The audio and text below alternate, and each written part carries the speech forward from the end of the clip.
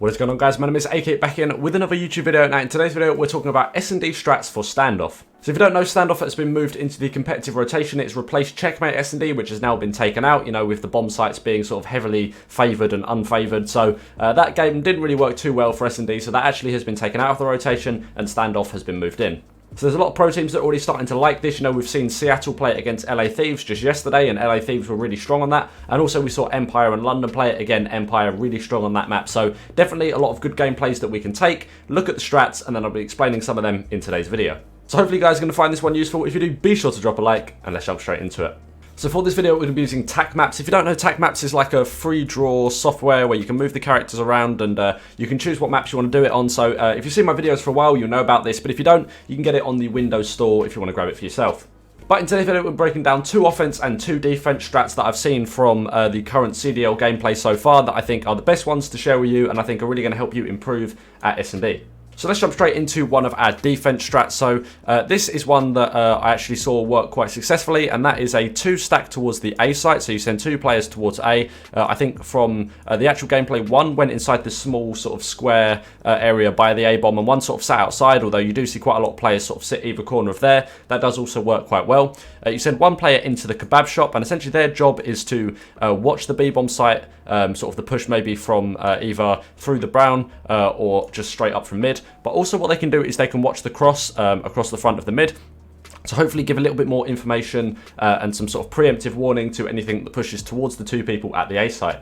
And then lastly, player 4 will sit at the back, somewhere around the back of this kebab shop here. Let me do that in red just to make it a little bit easier. So somewhere at the back here, and their job is simply just to watch the flank all the way around the back to round here. I personally would sit maybe in this corner or somewhere around here, just so that you can also watch the jump over the barrels there as well. I mean, you can probably lay down and hear it, but either way, it gives a little bit more information, and you might be able to pick up a kill before they're allowed to do that.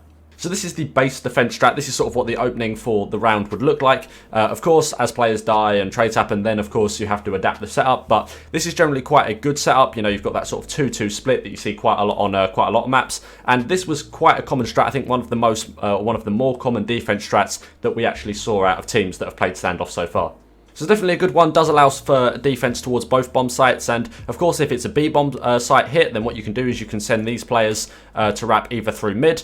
They can maybe watch the pushback mid if the player wraps off, or they can go all the way around the spawn if that's what they need to do. Or if it's an aggressive push up, maybe they get these kills towards the back and then they actually push through and try and get a setup in the kebab shop. Then of course these players can then also wrap back as well. So pretty good setup, and definitely something that you should give a try. So the next strat we saw on defense was actually a very aggressive strat. Now, again, I can't remember what team actually did this, but it was something that I thought worked quite well, and that was actually a 3-man push to sort of this courtyard outside of Brown, you know, near the B bomb site. So the way it kind of worked is they had 2 SMG players push up close, and then have one of the AR players sort of push into that a little bit further so they can actually then start to watch the cross towards the A bomb site. And I think in the actual time this was used, they did actually manage to pick up a kill there, sort of on the push towards the A bomb site and also on the back statue. You see a lot of players. So from here, you can actually get quite a lot of vision on there. And I think as well as also you can see the top of the window. So that player, their job was to push up there and start getting that information sort of in the middle backside of their map. The other 2 were getting very quick control of the bottom brown house. So there's 2 ways they can do that. I thought that both could push down the bottom, you know, just sort of push it together, get those easy trades and sort of push the house out that way. Or you can have one player jump up on the boxes and then actually hit it from the top, and one player hit from the bottom and then pinch anyone inside the house. You can probably get a kill or 2 if they do decide to push that as well.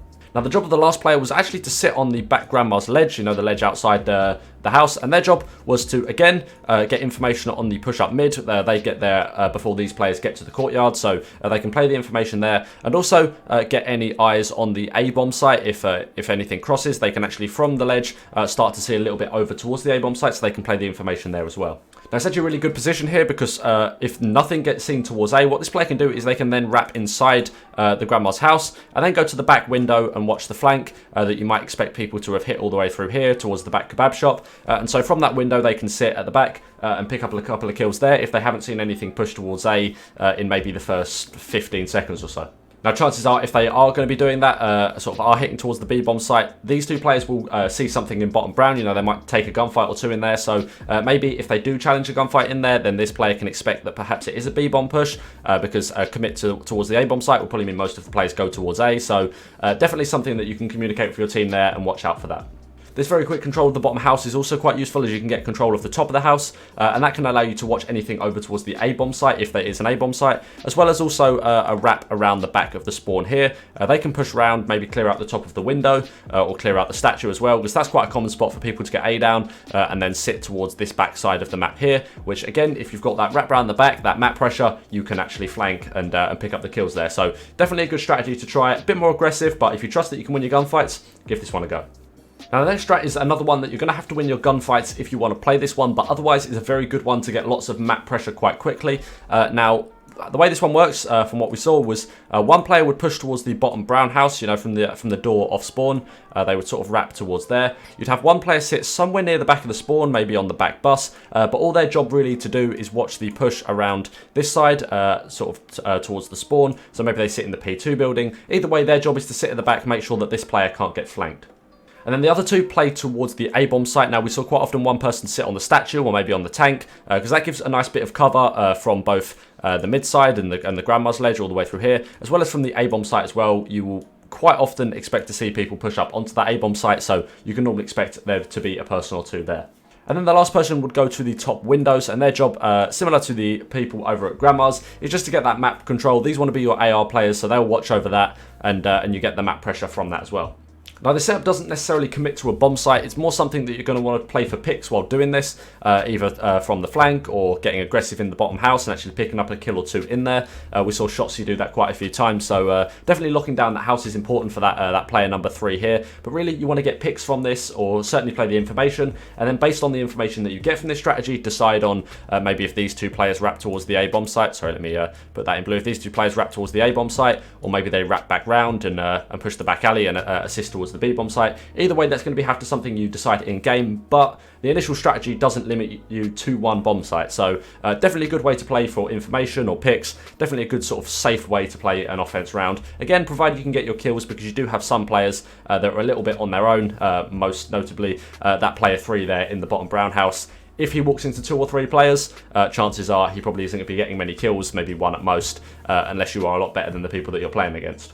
Now, the last strat that we saw quite a lot, and one that was quite successful, is actually one player head towards the bottom windows statue side, and they're just locking down this area of the map here. They could probably go top windows as well, really just playing for that map pressure and that map control, playing the information, trying to pick up as many players as possible. Then again, similar to the last one, you said one player into the bottom brown house. Now, if this player can get that map control and call that out nice and early, that is quite useful. A quick jump up on the boxes and watch, you might be able to see them before they actually push into the house.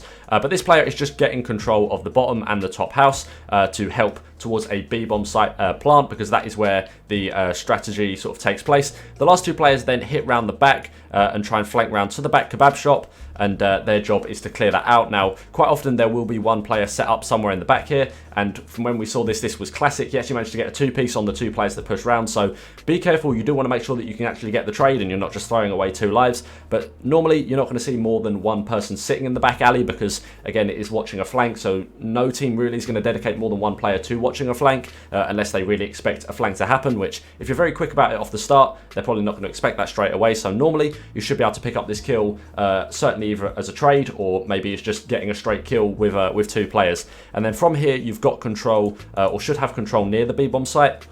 Now, if there is someone in the back alley, you also have to watch out. There could be someone in the kebab shop, or certainly near top grandma's. So these 2 players are going to have to try and play their life and try and get a bit of that map control. But once you've got that, that then allows this player to push through and get an easy plant on B if that player's carrying the bomb. If not, have one of these players carry the bomb. One of them can dip to plant, and the other player can sort of protect them from that house side. So another good strategy that you can play. And lastly, player 3.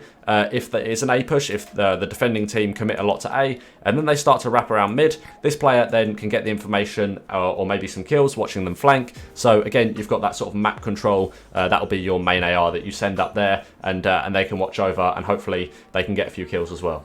So a good offense strat. Unfortunately, in the round that I saw this happen, it didn't really work very well. I think Classic ended up getting the ace, but that was less less a bad strat more than just badly executed, with some unlucky timing in the back alleyway there, and it all sort of descended from there. But fundamentally, it is a good attack strategy, so go give it a try.